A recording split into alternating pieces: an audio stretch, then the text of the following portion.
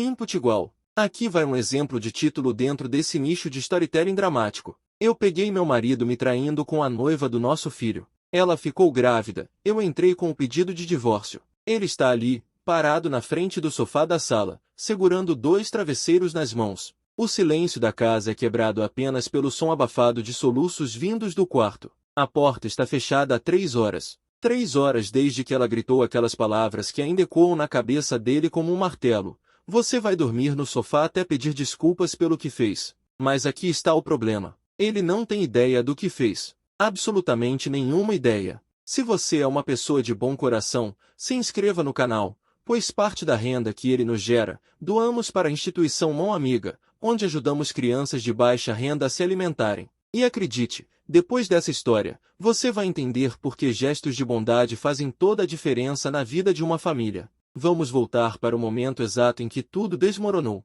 Eram 6:30 da tarde, ele acabava de chegar do trabalho. Como todo dia nos últimos 8 anos, ele abriu a porta esperando ouvir os gritos animados dos filhos, o cheiro do jantar no forno, e talvez um beijinho rápido da esposa antes dela reclamar que ele chegou tarde de novo. Rotina de família, sabe como é? Mas dessa vez foi diferente. A casa estava em silêncio. Um silêncio pesado, denso, do tipo que faz seu estômago embrulhar antes mesmo de você entender o porquê. Os meninos estavam na casa da avó, ele lembrou. Era quinta-feira, dia de visita. Então onde estava ela? Ele a encontrou na cozinha, sentada à mesa, com um envelope branco nas mãos. Não um envelope qualquer. Um envelope oficial, do tipo que traz problemas. Ela levantou os olhos para ele, e naquele momento, ele soube que algo havia mudado para sempre. Os olhos dela não estavam apenas tristes. Estavam traídos, feridos, como se ele tivesse arrancado o coração dela com as próprias mãos. O que é isso? Ele perguntou, apontando para o envelope, tentando manter a voz calma. Mas por dentro, uma sirene de alarme já estava tocando. Você conhece essa sensação, né? Quando você sabe que está prestes a ouvir algo que vai virar sua vida de cabeça para baixo. Ela não respondeu. Apenas empurrou o envelope na direção dele. As mãos dela tremiam. 8 anos de casamento. E ele nunca tinha visto ela tremer desse jeito. Nem quando perderam o primeiro bebê. Nem quando o pai dela morreu. Este tremor era diferente. Era medo misturado com raiva misturado com uma dor que ele não conseguia identificar. Ele pegou o envelope e viu seu nome no destinatário. Correto.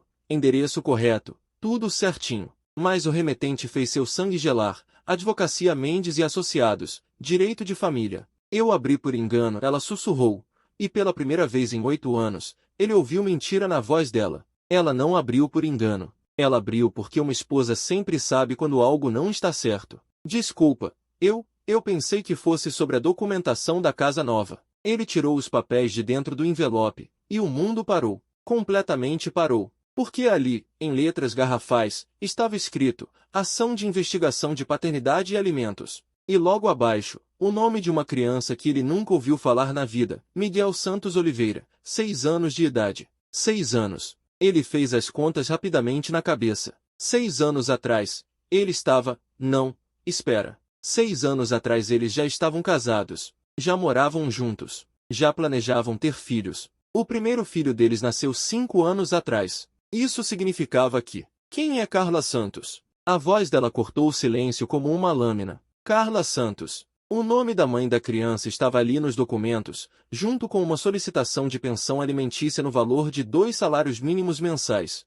Carla Santos. Esse nome desenterrou memórias que ele tinha enterrado há muito tempo. Carla. Sua ex-namorada de 9 anos atrás. A mulher que ele amou antes de conhecer sua esposa. A mulher que desapareceu da vida dele da noite para o dia, sem explicação, sem despedida, sem uma palavra sequer. Carla era minha namorada antes de te conhecer, ele disse, e viu a expressão dela se transformar. Se antes era dor, agora era fúria pura. Mas isso não faz sentido, amor. Ela sumiu da minha vida anos antes de eu te conhecer. E eu nunca soube de nenhuma gravidez. Mentira! Ela bateu a mão na mesa com tanta força que os copos tremeram. 6 anos, Roberto. Essa criança tem 6 anos. Você estava comigo há 6 anos. E aí ele percebeu o erro de cálculo que estava destruindo seu casamento. Não era sobre quando a criança nasceu. Era sobre quando a criança foi gerada. E se Miguel tinha 6 anos agora, significava que foi concebido há 7 anos. 7 anos atrás, ele ainda estava com Carla. Mas como ele não sabia de nada? Escuta, eu sei como isso parece, ele tentou explicar, mas ela já estava de pé, caminhando de um lado para o outro como um animal enjaulado. Mas eu juro pela vida dos nossos filhos que nunca soube dessa criança. Carla desapareceu da minha vida sem dizer nada. Eu tentei contato por meses, ela me bloqueou de tudo. E agora ela parece cobrando pensão depois de 6 anos. Ela parou de andar e o encarou. Você realmente acha que eu vou acreditar nessa coincidência? Era uma boa pergunta. Por que agora? Por que depois de tanto tempo Carla estava aparecendo com essa bomba? E mais importante, por que ela nunca tinha falado sobre a gravidez? Comenta aí se você já passou por uma situação onde tudo parecia uma mentira, mas você sabia que estava falando a verdade. É desesperador, não é? Ele sentou na cadeira e colocou a cabeça entre as mãos. Sua mente estava correndo, tentando juntar as peças de um quebra-cabeça que não fazia sentido. Carla grávida. Miguel, 6 anos. Pensão alimentícia. Sua esposa achando que ele havia traído ela durante o casamento. Eu preciso falar com ela, ele disse finalmente. Preciso entender o que aconteceu. Ah, claro que você precisa falar com ela. A ironia na voz dela cortava como vidro. Sua ex-namorada que você nunca esqueceu, né? Que conveniente ter uma desculpa para procurar ela de novo. Não é isso, ele tentou protestar, mas ela já estava subindo as escadas. Você vai dormir no sofá até pedir desculpas pelo que fez, ela gritou do alto da escada. E até me provar que essa criança não é sua responsabilidade. A porta do quarto bateu com força suficiente para fazer os quadros da parede tremeram. E agora ele está aqui, 3 horas depois, arrumando travesseiros no sofá e tentando entender como sua vida perfeita virou um pesadelo em questão de minutos. 47 chamadas perdidas no celular.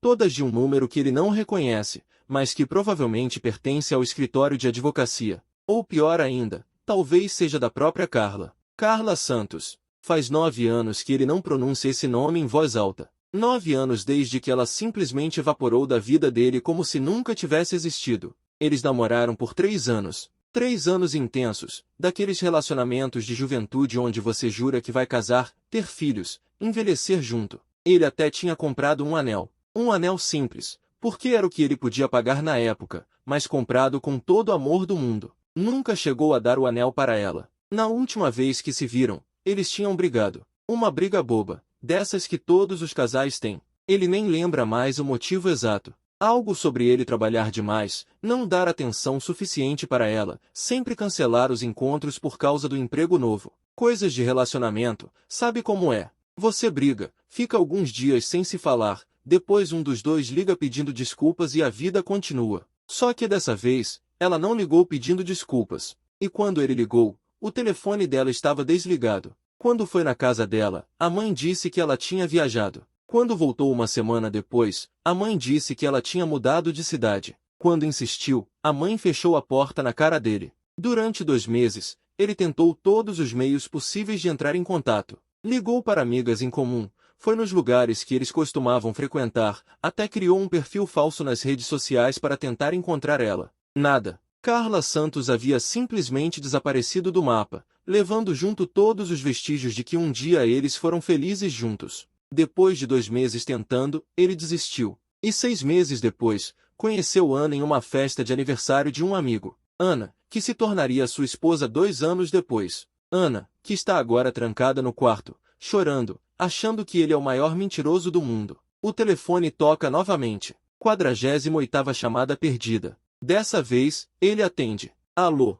Roberto Mendes? A voz é feminina, profissional, fria. Sim, sou eu. Meu nome é doutora Patrícia Mendes, advogada. Estou representando Carla Santos no processo de investigação de paternidade envolvendo o menor Miguel Santos Oliveira. O senhor recebeu a documentação? Ele olha para os papéis espalhados na mesa de centro. Recebi hoje. Perfeito. Precisamos agendar uma reunião para discutir os termos do acordo. A minha cliente está disposta a resolver isso da forma mais amigável possível, mas precisa de uma resposta urgente sobre a pensão alimentícia provisória. Espera aí, ele interrompe. Eu nem sei se essa criança é minha. Preciso fazer um teste de DNA primeiro. Um silêncio do outro lado da linha. Depois, um suspiro impaciente. Senhor Roberto, a semelhança física é incontestável. Além disso, a minha cliente tem provas do relacionamento de vocês no período da concepção. Fotos, mensagens, presentes que o senhor deu para ela. Não vai ser difícil comprovar a paternidade no tribunal. Provas do relacionamento. Claro que ela tinha. 3 anos de namoro deixam muitos rastros. Mas isso não prova que ele seja pai da criança. Mesmo assim, eu quero o teste de DNA, ele insiste. É meu direito. Claro que é. Mas enquanto isso não sai, o senhor precisa arcar com a pensão provisória. A criança não pode ficar desamparada enquanto vocês fazem exames. Quanto? R$ 2.000 mensais. R$ 2.000. Ele ganha 4.500. Com a prestação da casa nova, escola dos filhos, plano de saúde da família, sobra pouco mais que isso no final do mês. R$ 2.000 significaria cortar quase tudo que não fosse essencial. Eu preciso de tempo para pensar. O senhor tem até sexta-feira para dar uma resposta. Depois disso, vamos pedir bloqueio judicial dos seus bens para garantir o pagamento. A ligação encerra, e ele fica olhando para o telefone como se fosse uma bomba prestes a explodir. Bloqueio judicial dos bens. Isso significaria conta bancária congelada, salário penhorado, casa em risco. Tudo que ele construiu nos últimos 8 anos poderia desaparecer por causa de uma criança que ele nem sabia que existia. Lá de cima, ele ouve Ana chorando ainda mais forte. Provavelmente ouviu a conversa toda. As paredes dessa casa não são grossas, e quando você está em silêncio absoluto, qualquer som vira um grito. Ele sobe as escadas devagar e bate na porta do quarto. Ana, por favor, me deixe explicar. Não tenho o que explicar, a voz dela vem embargada, entre soluços. R$ 2.000, Roberto. R$ 2.000 que você vai tirar da nossa família para dar para o seu filho bastardo. Filho bastardo. As palavras doem mais do que ele esperava. Não pela criança, que ele nem conhece, mas pela forma como ela falou. Como se Miguel fosse culpado de alguma coisa. Como se uma criança de 6 anos pudesse ser responsável pela bagunça que os adultos fizeram. Eu não sabia, Ana. Eu juro que não sabia. E isso muda alguma coisa? Ela abre a porta de repente, e ele vê o rosto dela inchado de tanto chorar. Muda o fato de que você tem um filho com outra mulher? Muda o fato de que você vai ter que sustentar essa criança pelo resto da vida? Muda o fato de que o dinheiro que era para a festa de 15 anos da nossa filha vai ter que ir para ele? Nossa filha. Ela nem nasceu ainda. Ana está grávida de 6 meses de uma menina. A primeira filha depois de 2 meninos. Eles já tinham escolhido o nome, já tinham decorado o quarto, já sonhavam com o futuro dela. E agora Ana estava falando como se esse futuro tivesse sido roubado por Miguel. A gente vai dar um jeito, ele tenta acalmá-la. Eu vou trabalhar mais, fazer umas horas extras, pegar alguns freelances. Você não está entendendo, ela o interrompe. Não é sobre o dinheiro, Roberto. É sobre a confiança. Como é que eu vou acreditar que você não sabia de nada? Como é que eu vou dormir tranquila sabendo que você tem um filho com outra mulher? Deixe um like se você consegue entender a dor dos dois lados dessa história. Porque não existe vilão aqui. Existe uma situação que ninguém escolheu, mas que todos vão ter que lidar. Ele tenta tocar o rosto dela, mas Ana recua. Eu vou fazer o teste de DNA, ele promete. Vou descobrir a verdade sobre tudo isso. E se Miguel for realmente meu filho, a gente vai encontrar uma forma de lidar com isso juntos. Como família. E se não for, ela pergunta, uma fagulha de esperança brilhando nos olhos dela. Ele fica em silêncio, porque, no fundo, olhando para os documentos, vendo a data de nascimento de Miguel, lembrando do período exato em que Carla desapareceu da vida dele, ele já sabe a resposta. Miguel provavelmente é filho dele. E isso vai mudar tudo para sempre. Na sexta-feira de manhã, ele está sentado na recepção do escritório de advocacia, suando frio mesmo com o ar-condicionado ligado. 3 dias dormindo no sofá, 3 dias de silêncio sepulcral em casa, 3 dias fingindo normalidade na frente dos filhos quando eles voltaram da casa da avó. Por que o papai está dormindo na sala? O mais novo perguntou. O papai está com dor nas costas, Ana respondeu, sem olhar para ele.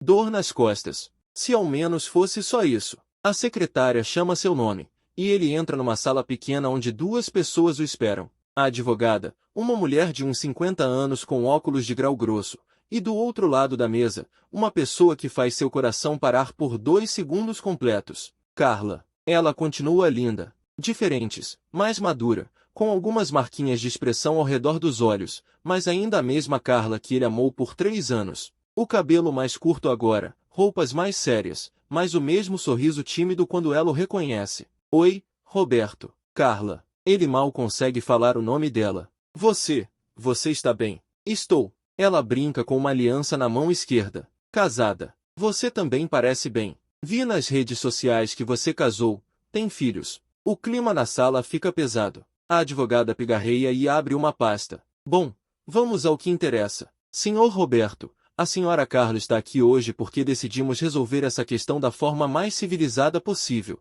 Ela poderia ter entrado direto com a ação judicial, mas preferiu conversar primeiro. Ele olha para Carla, tentando entender.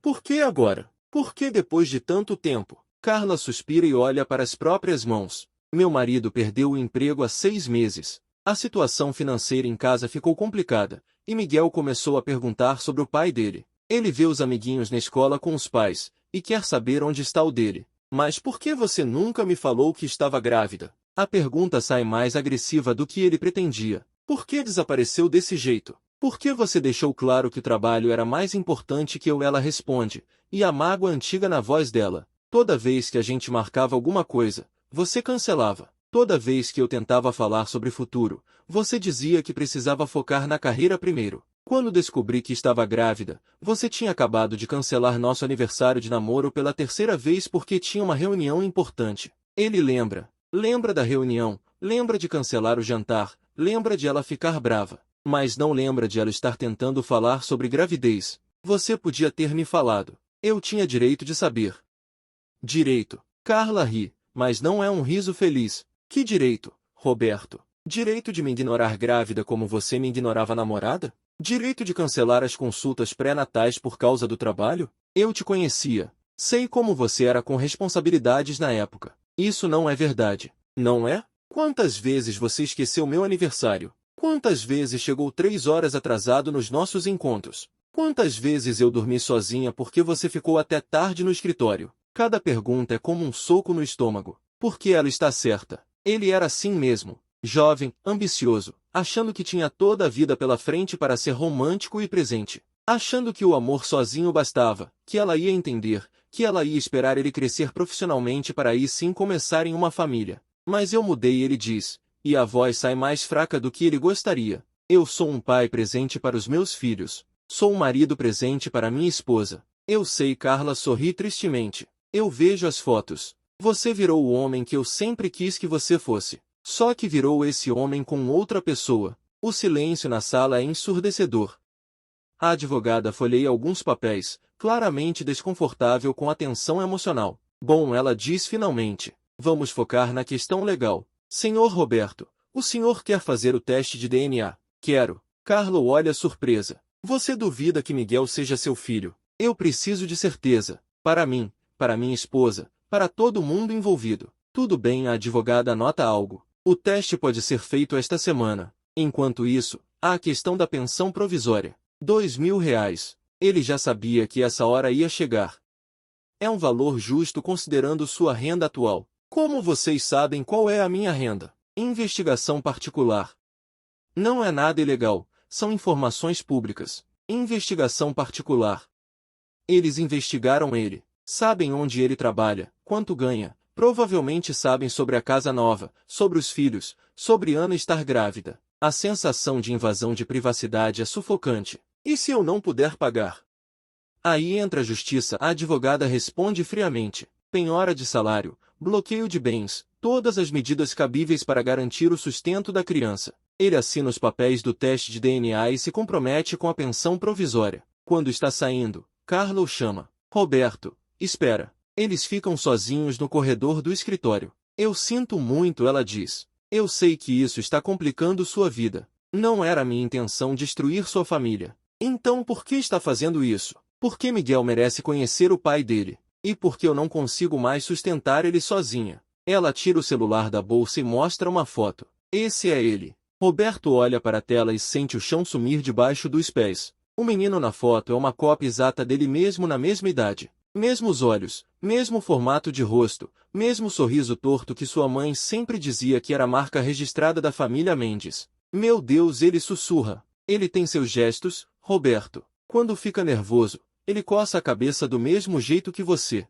Quando ri, ele fecha os olhos igual você fazia. Ele é seu filho. Você sabe disso. Comenta sim se você já teve certeza de alguma coisa apenas olhando, não se você sempre precisa de provas concretas. Porque às vezes o coração sabe antes da mente aceitar. Roberto devolve o celular, mas a imagem do menino fica gravada na retina dele. Miguel, seu filho, um menino de 6 anos que cresceu sem pai, que faz as mesmas caretas que ele fazia na infância, que provavelmente herdou seus medos e manias e sonhos. Ele sabe de mim, ele sabe que tem um pai em algum lugar. Eu sempre disse que você não sabia da existência dele, que não era culpa sua não estar presente. Obrigado por isso. Eu espero que um dia vocês possam se conhecer. Ele é uma criança incrível, Roberto. É inteligente, engraçado, carinhoso. Você ia se orgulhar dele. Ia se orgulhar dele. No futuro do pretérito. Como se fosse impossível ele realmente conhecer o próprio filho. Como se a família que ele construiu com Ana fosse incompatível com a responsabilidade que ele tinha com Miguel. Mas talvez fosse mesmo. Ana deixou bem claro que não ia aceitar essa situação. E ele não pode culpá-la. Ninguém casa esperando descobrir que o marido tem um filho secreto. Quando chega em casa naquela noite, Ana está sentada na cozinha tomando chá. Ela olha para ele, e ele vê a pergunta nos olhos dela antes mesmo dela abrir a boca. E aí? Ele se senta ao lado dela e conta tudo. Sobre Carla, sobre a foto de Miguel, sobre a certeza que ele sentiu no peito ao ver aquele menino que é uma cópia exata dele. Ana ouve tudo em silêncio. Quando ele termina de falar, ela levanta e vai até a janela. Eu não sei se consigo lidar com isso, Roberto, ela diz sem olhar para ele. Eu não sei se consigo dividir você com essa criança. O resultado do teste de DNA chega numa terça-feira chuvosa, exatamente uma semana depois. Roberto está no trabalho quando o e-mail aparece na caixa de entrada. Resultado: investigação de paternidade, Miguel Santos Oliveira. Ele fica olhando para o assunto da mensagem por 5 minutos inteiros antes de ter coragem de abrir. Probabilidade de paternidade, 99,7%. Ele lê a linha 3 vezes para ter certeza de que entendeu. Miguel é seu filho. Oficialmente, cientificamente, inquestionavelmente seu filho. Um menino de 6 anos que ele nunca segurou no colo, nunca levou para a escola, nunca ensinou a andar de bicicleta. Um filho que cresceu chamando outro homem de tio e se perguntando por que não tem um pai como as outras crianças. O celular toca. Ana. O resultado saiu. A voz dela está tensa. Saiu. E, ele é meu filho. Silêncio total do outro lado da linha. Depois, o som de Ana chorando. Não soluços altos, mas aquele choro silencioso e desesperado de quem acabou de ver todas as suas esperanças se despedaçarem. Ana, a gente precisa conversar. Eu estou voltando para casa agora. Não, a voz dela está diferente. Fria, distante. Eu preciso de um tempo para pensar. Vou ficar alguns dias na casa da minha mãe. Ana, por favor. Eu já arrumei as coisas dos meninos. A gente se fala depois. A ligação encerra, e ele fica ali sentado na mesa do escritório, olhando para a tela do computador que confirma que sua vida acaba de virar de cabeça para baixo. Colegas passam ao lado dele, cumprimentam, fazem piadas sobre a cara de enterro que ele está fazendo. Se eles soubessem. Quando chega em casa, a casa está vazia. Ana levou os meninos mesmo. Deixou apenas um bilhete na geladeira. Preciso pensar no que é melhor para nossa família. Por favor, respeite meu espaço. Nossa família. Que família? A que ele construiu com Ana e que agora está despedaçada? Ou a que ele nem sabia que tinha com Carla e Miguel? O telefone toca. Carla. Roberto. Eu soube do resultado. Como você soube? A advogada me ligou. Eu sinto muito por toda essa confusão. Sei que isso está complicando sua vida. Minha esposa me deixou. Silêncio do outro lado. Roberto, eu nunca quis que isso acontecesse. Eu sei. E ele realmente sabia. Carla não era uma pessoa má. Era apenas uma mãe desesperada tentando dar o melhor para o filho. Carla, eu quero conhecer ele. Miguel, eu quero conhecer meu filho. Agora é ela quem fica em silêncio. Tem certeza? Não é porque você está se sentindo culpado. É porque eu sou pai dele. E talvez seja tarde demais para os primeiros 6 anos, mas não vou perder o resto da infância dele. Ele não sabe ainda que você é o pai dele. Eu só disse que talvez a gente fosse conhecer uma pessoa importante. Como você quer fazer isso? Que tal um parque? Lugar neutro, sem pressão. Se vocês se derem bem, a gente vai construindo a relação aos poucos. No sábado de manhã, ele está no parque da cidade às 10 horas em ponto. Chegou 15 minutos mais cedo e ficou andando em círculos, nervoso como um adolescente no primeiro encontro. O que você fala para um filho de 6 anos que você nunca viu? Como você explica uma ausência de toda uma vida em palavras que uma criança pode entender? Ele os vê de longe. Carla caminhando de mãos dadas com um menino de boné azul e tênis colorido. Conforme eles se aproximam, Roberto sente o coração acelerar. A foto não fazia justiça à semelhança. Miguel é uma versão em miniatura dele mesmo. É assustador e emocionante ao mesmo tempo. Miguel Carla se ajoelha ao lado do filho quando chegam perto. Esse é o Roberto, a pessoa especial que eu falei. O menino olha para ele com curiosidade. Sem medo, sem timidez. Apenas interesse genuíno. Oi, Miguel diz, e a voz é exatamente igual à dos filhos de Roberto na mesma idade. Oi, Miguel, é um prazer te conhecer.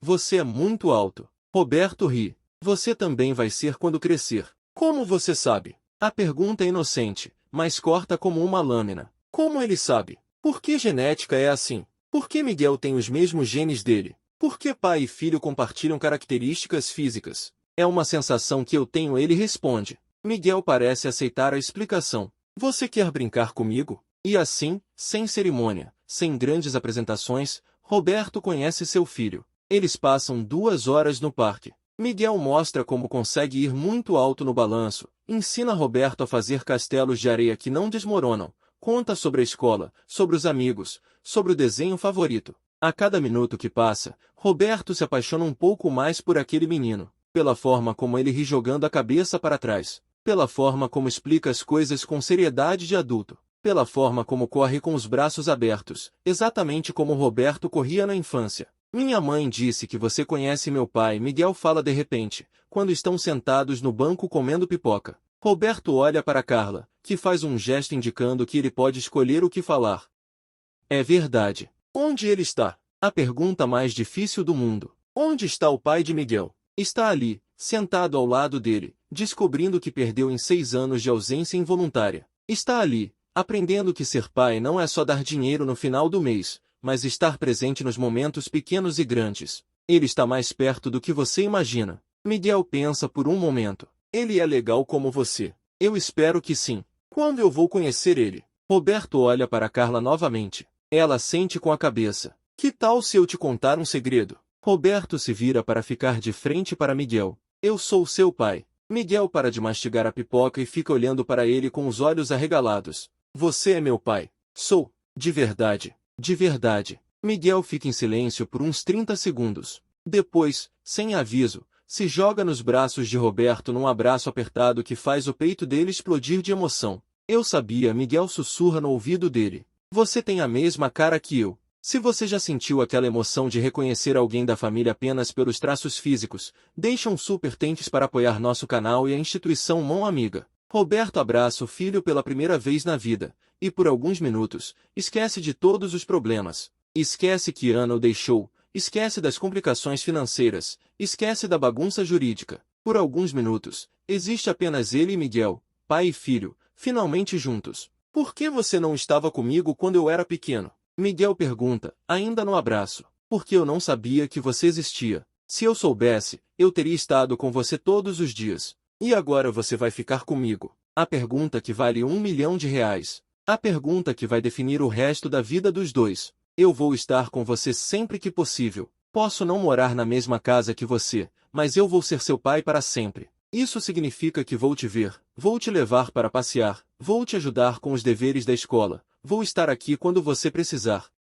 Como os outros pais. Como os outros pais. Miguel sorri, e nesse sorriso, Roberto vê o futuro. Vê finais de semana no parque, jogos de futebol na escola, conversas sobre meninas daqui a alguns anos. Vê um relacionamento pai e filho que começou tarde, mas que pode ser tão forte quanto qualquer outro. Quando se despedem naquela tarde, Miguel corre até ele mais uma vez. Pai. É a primeira vez que Miguel o chama de pai, e a palavra ressoa no peito de Roberto como um sino. Sim, filho. Você pode vir na minha escola segunda-feira? Vai ter apresentação, e eu queria que você visse. Roberto olha para Carla, que sorri e assente. Eu vou estar lá. Promete. Prometo. E pela primeira vez em 8 anos de casamento, Roberto quebra uma promessa feita para Ana. Porque na segunda-feira, ao invés de estar trabalhando, ele está na escola de Miguel, assistindo seu filho de 6 anos recitar um poema sobre família. 3 meses depois, a vida de Roberto virou uma rotina completamente diferente.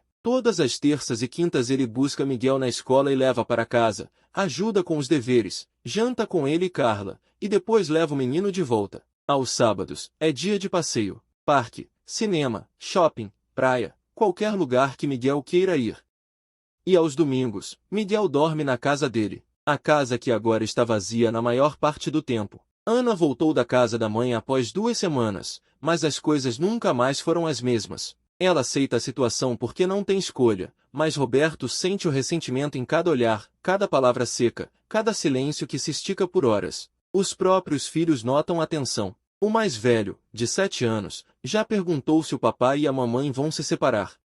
Por que o Miguel não pode vir aqui em casa? O mais novo perguntou uma vez, depois de ver Roberto saindo para buscar o meio-irmão na escola. Por que a mamãe está doente? Roberto mentiu, odiando-se por ter que mentir para o próprio filho. Ana não está doente. Ana está ferida. E Roberto entende. Como ela pode aceitar de braços abertos o filho que ele teve com outra mulher? Como ela pode fingir que essa não é uma traição, mesmo que involuntária? Como ela pode dividir o marido e os recursos da família com uma criança que representa tudo o que deu errado no passado dele? Mas Miguel não tem culpa de nada disso. E quanto mais tempo Roberto passa com o filho, mais percebe o quanto perdeu. Miguel é inteligente, curioso, carinhoso, faz perguntas sobre tudo, quer entender como funciona o mundo, sonha em ser astronauta ou veterinário, dependendo do dia da semana. É exatamente o tipo de criança que Roberto imaginou que teria quando sonhava em ser pai. E agora ele tem 4 filhos ao invés de 3. 4 filhos que precisam dele de formas diferentes. 2 meninos que moram com ele mas mal falam com ele por causa da tensão em casa. Uma menina que vai nascer daqui 2 meses e provavelmente vai crescer num lar desfeito. E Miguel, que está conhecendo o pai pela primeira vez e precisa de toda a atenção e carinho possível para compensar 6 anos de ausência. Você mudou, Ana fala numa quinta-feira à noite, quando ele volta de deixar Miguel em casa. Ela está sentada na sala, com a barriga de 8 meses já bem evidente, dobrando roupinhas de bebê. Como assim mudei? Você fica diferente quando volta de estar com ele. Mais leve, como se fosse mais feliz lá do que aqui. Roberto se senta ao lado dela no sofá, mas Ana se afasta sutilmente. Não é isso, Ana. É só que, é tudo muito novo. Estar com Miguel, conhecer meu filho, tentar recuperar o tempo perdido. E a gente? Você está tentando recuperar o tempo perdido com a gente também? Por que Pedro me perguntou ontem por que você não brinca mais com eles? A acusação dói porque é verdade. Ele tem estado tão focado em construir uma relação com Miguel que acabou negligenciando os outros filhos. E Ana? E o bebê que está para nascer? Eu não sei como fazer isso, Ana. Não sei como equilibrar tudo. Você podia começar escolhendo sua família. Miguel é minha família também. Não. Ana para de dobrar as roupas e olha diretamente para ele. Miguel é seu filho, mas sua família somos nós. Eu, Pedro, João, e a Maria que está para nascer. A família que você escolheu, a família que você construiu, a família que estava aqui antes dessa bomba explodir na nossa vida. Eu não posso abandonar Miguel. Eu não estou pedindo para você abandonar ele. Estou pedindo para você lembrar que tem outros filhos também. Filhos que estão vendo o pai sair de casa 3 vezes por semana para estar com o meio-irmão que eles nem podem conhecer. Por que eles não podem conhecer Miguel? Ana fica em silêncio por um longo tempo. Por que eu não estou pronta para isso? Ela diz finalmente. Porque toda vez que eu olho para essa criança, eu vou lembrar que você teve ela com outra mulher. Vou lembrar que existiu uma época em que você amou alguém antes de mim. Vou lembrar que nossa família não é completa e perfeita como eu pensava. Ana, eu sei que é mesquinho. Eu sei que Miguel não tem culpa de nada. Eu sei que ele é uma criança inocente que só quer ter um pai. Mas eu não consigo. Ainda não consigo. 2 semanas depois, Ana entra em trabalho de parto num domingo de manhã. Roberto está com Miguel no parque quando o telefone toca. É a mãe de Ana. Roberto, Ana começou a sentir as contrações. Vocês precisam ir para o hospital. Ele olha para Miguel, que está no balanço, rindo e pedindo para ir mais alto. Miguel, a gente precisa ir. Sua irmãzinha está nascendo. Minha irmãzinha? Os olhos de Miguel brilham. Eu posso ver ela. Não sei, filho. Vamos ver. No hospital, enquanto Ana está no quarto de parto, Roberto fica na sala de espera com Miguel e os outros 2 filhos. A mãe de Ana os olha com desaprovação clara quando vê Miguel ali, mas não fala nada. Por que a vovó não gosta de mim? Miguel pergunta baixinho. Ela não te conhece ainda, Roberto responde. As pessoas às vezes precisam de tempo para se acostumar com mudanças. Quando Maria nasce, às 3 da tarde, Roberto está segurando a mão de Ana. É uma menina perfeita, com os olhos grandes da mãe e o nariz do pai. Ana chora quando a vê, mas são lágrimas de alegria misturadas com algo que parece tristeza. Ela é linda, Roberto sussurra. Ela é nossa, Ana responde, e há uma ênfase estranha na palavra nossa. Mais tarde, quando Ana está descansando e os visitantes começam a chegar, Miguel fica na ponta dos pés tentando ver a irmã pelo vidro da maternidade. Ela é pequenininha, ele comenta. Você também era assim quando nasceu. Você viu quando eu nasci? A pergunta inocente corta fundo. Não, filho, eu não vi, mas tenho certeza de que você era lindo igual ela. Miguel fica pensativo por um momento. Pai, por que a Maria pode ficar com você e comigo não? Como você explica para uma criança de 6 anos as complexidades de um casamento abalado? Como você fala sobre ressentimento, mágoa, ciúmes, sobre como o coração adulto às vezes não consegue perdoar mesmo quando a mente entende? É complicado, Miguel, mas isso não significa que eu te amo menos. Eu sei que você me ama. Eu só queria que todo mundo pudesse ficar junto. Naquela noite, depois de levar Miguel para casa e voltar para o hospital, Roberto fica olhando para a filha recém-nascida no berço ao lado da cama de Ana. Ela tem 4 irmãos, ele fala baixinho. Pedro, João, Miguel, e agora Maria. Ana abre os olhos e olha para ele. Roberto, eu tomei uma decisão. Que decisão? Eu quero tentar. Quero tentar conhecer Miguel, incluir ele na nossa família. Não é justo com ele, não é justo com você. E não é justo com os nossos outros filhos terem um irmão que não podem nem ver. Roberto sente o coração acelerar. Tem certeza? Não, mas estou disposta a tentar. Por você, por ele, pela nossa família. Ana olha para Maria dormindo. Ela vai crescer sabendo que tem 3 irmãos, não 2. E Miguel merece ter uma família completa, mesmo que seja uma família complicada. 6 meses depois, num domingo de manhã, Roberto está na cozinha fazendo panquecas para 5 crianças. Pedro e João estão na mesa fazendo deveres atrasados. Maria está no cadeirão fazendo bagunça com Papinha. Miguel está ajudando ele a virar as panquecas, concentrado como se fosse a missão mais importante do mundo. E Ana está na sala, amamentando e conversando com a mãe dela, que finalmente aceitou conhecer Miguel. Não é a família perfeita que ele imaginou quando se casou com Ana. Não é a família tradicional dos filmes e comerciais de TV. É uma família remendada, complicada, construída aos poucos com muito diálogo, muita terapia de casal, muitas lágrimas e muito amor. Mas é a família dele. Completa, finalmente completa. Pai Miguel o chama. As panquecas estão queimando. É mesmo. Roberto volta a atenção para o fogão e salva as panquecas no último segundo. Obrigado, filho. De nada, pai. E nesse momento simples, ordinário, cotidiano, Roberto entende algo fundamental sobre paternidade. Não é sobre ser perfeito. Não é sobre estar presente desde o primeiro dia. É sobre estar presente a partir do momento em que você tem a chance. É sobre assumir responsabilidades mesmo quando elas chegam de forma inesperada. É sobre amar incondicionalmente, mesmo quando esse amor complica tudo. A verdade sempre encontra um jeito de aparecer. E quando ela chega, nada permanece igual. Mas às vezes, quando você tem coragem de enfrentar essa verdade, quando você luta por ela ao invés de fugir, o que parece uma destruição pode se transformar numa reconstrução. Uma família pode se tornar mais forte depois de quase se quebrar. O amor pode crescer mesmo quando parece que não há mais espaço para ele. Miguel é seu filho. Ana é sua esposa. Pedro, João e Maria são seus filhos. E todos eles, juntos, bagunçados, imperfeitos, são sua família. Se essa história te tocou, se você acredita no poder do perdão e da segunda chance, se inscreva no canal, deixe um super thanks, e compartilhe com alguém que precisa acreditar que famílias podem ser reconstruídas mesmo depois de quase se destruírem. Porque no final, família não é sobre perfeição, é sobre permanência, é sobre estar presente, é sobre amar apesar das complicações. E é sobre descobrir que o coração humano tem uma capacidade infinita de crescer para acomodar mais amor, mesmo quando achamos que não há mais espaço. Dedo indicador apontando para a direita, ele já traz. Suspense, o segredo escondido. Elemento cotidiano, o celular. Promessa de drama, reviravolta, mudou tudo naquela noite. Hashtag claquete ** prompt template otimizado, storytelling dramático, de 1.500 a 5.000 palavras no roteiro final, ***, contexto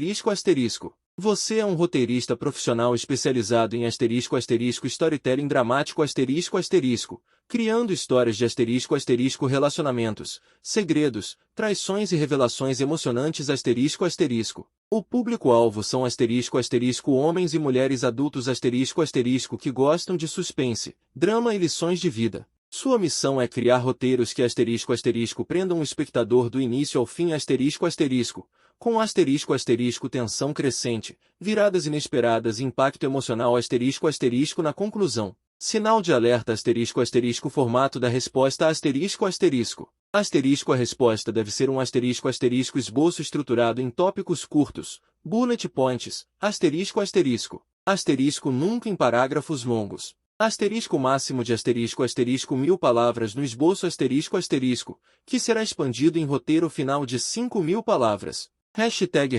asterisco asterisco estrutura do roteiro asterisco asterisco. Hashtag asterisco asterisco 1. Abertura arrebatadora, 600-800 palavras no roteiro final, asterisco asterisco. Asterisco começa asterisco asterisco no meio da ação asterisco asterisco. Uma mensagem suspeita, um olhar desconfiado, um segredo quase revelado. Asterisco criar asterisco asterisco mistério imediato asterisco asterisco. Algo está errado, mas ainda não sabemos o que. Asterisco inserir asterisco asterisco emoção e tensão asterisco asterisco. Respiração acelerada, silêncio estranho, celular bloqueado às pressas. Asterisco apresentar clima narrativo público deve sentir que vai testemunhar algo grande. Asterisco CTA inicial, natural asterisco. Se você é uma pessoa de bom coração, se inscreva no canal, pois parte da renda que ele nos gera, doamos para a instituição Mão Amiga, onde ajudamos crianças de baixa renda a se alimentarem. Asterisco. Hashtag asterisco asterisco 2. Gancho emocional e promessa, 600-800 palavras, asterisco asterisco. Asterisco mostrar que a história vai trazer asterisco asterisco um segredo revelador asterisco asterisco. Asterisco consta zero ir curiosidade. O que está escondido? O que vai ser descoberto? Asterisco prometer que no final haverá uma asterisco asterisco reviravolta impactante asterisco asterisco. Asterisco asterisco asterisco cliffhanger asterisco asterisco. Deixar no ar que a situação pode mudar tudo para sempre. Asterisco CTA sutil. Asterisco comenta aí se você já desconfiou de algo assim na sua vida. Asterisco. Hashtag asterisco asterisco 3. Aprofundamento do problema. 800.000 palavras. Asterisco asterisco. Asterisco apresentar o protagonista em sua rotina normal. Asterisco pequenas pistas de estranheza, mensagens apagadas, desculpas repetitivas, mudanças de comportamento. Asterisco perguntas retóricas. Asterisco, será coincidência ou existe algo a mais? Asterisco. Asterisco mini história de identificação. Protagonista começa a notar sinais, mas prefere ignorar. Asterisco contraste de dois cenários. Asterisco confiança intacta vida tranquila. Asterisco confiança abalada cada detalhe vira motivo de dúvida. Asterisco neurogatilho de empatia. Público se coloca no lugar do personagem. Hashtag asterisco asterisco 4. Desenvolvimento. Capítulos principais. 5 a 6 blocos. Total de 2.000 a 2.200 palavras. Asterisco asterisco. Cada bloco deve. Asterisco ter asterisco asterisco título instigante asterisco asterisco. Asterisco primeiro sinal. O silêncio no celular asterisco. Asterisco mostrar asterisco asterisco causas. Pistas e tensões crescentes asterisco asterisco. Asterisco criar situações de asterisco asterisco quase revelação asterisco asterisco. Asterisco usar analogias simples, eis, confiança como um copo rachado. Asterisco sempre fechar com suspense para o próximo bloco. Asterisco asterisco sugestão de blocos asterisco asterisco. 1. Asterisco asterisco primeiro sinal asterisco asterisco.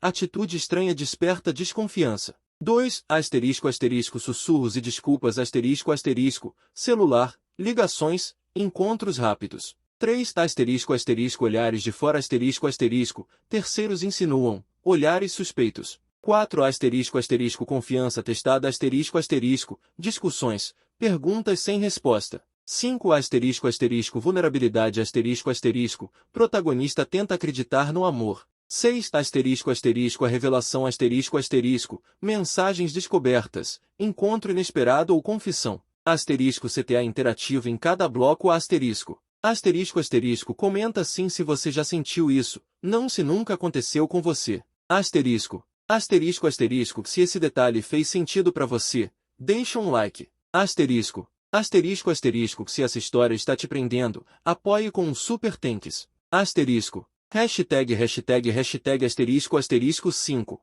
Clímax e virada. 800.000 palavras. Asterisco asterisco. Asterisco, a grande revelação acontece. Asterisco, mostrar choque, dor e impacto emocional. Asterisco, explorar asterisco reações reais e humanas asterisco raiva, tristeza, silêncio, negação. Asterisco, deixar o público sentir o peso da cena, identificação máxima. Asterisco, suspense. O que vai acontecer agora? Hashtag asterisco 6. Conclusão e reflexão. 800.000 palavras. Asterisco. Asterisco, mostrar as consequências asterisco da revelação. Asterisco, decisões tomadas, separação, perdão ou incerteza. Asterisco, mensagem final asterisco reflexiva, mas não moralista asterisco sobre confiança, escolhas e consequências. Asterisco, frase de impacto para fechar. Asterisco, a verdade sempre encontra um jeito de aparecer, e quando ela chega, nada permanece igual. Asterisco. Hashtag asterisco 7. CTAs estratégicos asterisco. Asterisco início asterisco inscrição rápida. Asterisco meio asterisco comentário binário mais like. Asterisco momentos de impacto asterisco super thanks. Asterisco final asterisco inscrição mais compartilhar mais super thanks. Hashtag asterisco 8. Tom e linguagem asterisco. Asterisco segunda pessoa para proximidade, asterisco, e se fosse você nessa situação?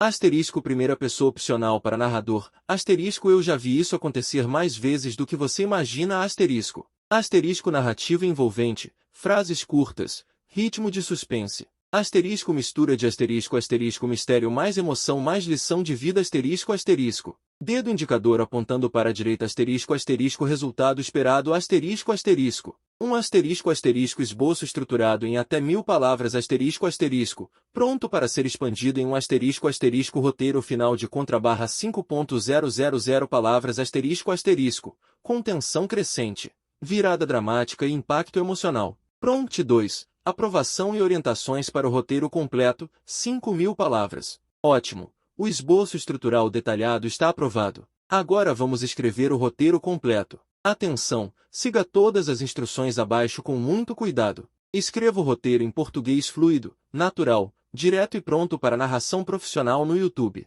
Não use títulos, subtítulos ou indicações estruturais como introdução, parte 1, conclusão, etc. O texto precisa fluir de forma contínua e totalmente direta, para ser facilmente inserido em uma inteligência artificial de geração de áudio sem necessidade de edição. O roteiro precisa ter aproximadamente 5.000 palavras, pode ser um pouco mais ou menos, mas perto disso. O roteiro será entregue em 5 blocos de aproximadamente 1.000 palavras cada. Antes de começar, me confirme se está de acordo com essa divisão ou se deseja algum ajuste. Após a confirmação, envie obrigatoriamente o roteiro em blocos de 1.000 palavras por vez. Cada bloco deve ter transições naturais e imperceptíveis, garantindo perfeita continuidade entre eles. Após cada bloco de 1.000 palavras, aguarde meu comando explícito antes de prosseguir com o próximo bloco. Importante! Nunca avance para o próximo bloco sem minha autorização clara. Garanta um tom emocional forte, alta retenção e uma conexão constante com o espectador ao longo de todo o roteiro. Escreva o roteiro em uma lousa. Me confirme se está de acordo com essa divisão, ou se deseja algum ajuste, para que eu possa começar o primeiro bloco. Prompt 3. Orientação para escrita e entrega de cada bloco, 5.000 palavras. Extremamente importante.